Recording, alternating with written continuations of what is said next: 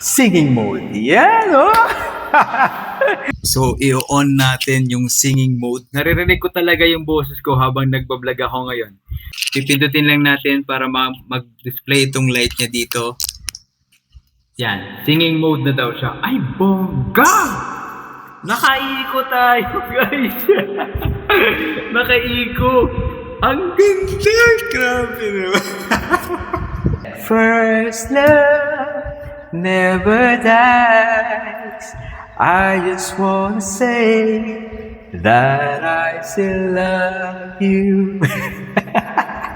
Itong volume button, yan yung indicator niya na naka-on yung noise reduction feature. So itatapat ko ngayon sa electric fan. Naririnig nyo ba? Pati yung tilaok ng manok, naririnig nyo ba? Itong headset na to guys, naka-connect dun sa receiver. Higit natin kung napipick up niyo yung electric fan.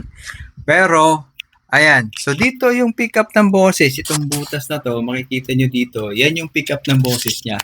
So kahit nilalayo ko yung mic, ayan, malayo na sa akin. Pero naririnig nyo pa rin siguro yung boses nito ngayon. Ayan o. Di tulad ng ibang mic guys, na pag nilayo mo, na mapipick up yung boses mo. Eto, naririnig ko pa rin, di ba?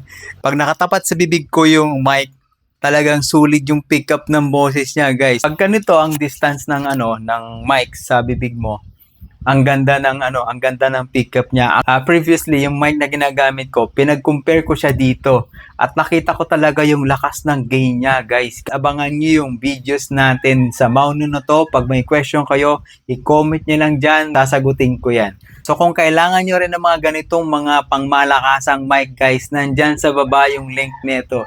Kahit na anong gawin, na na na na na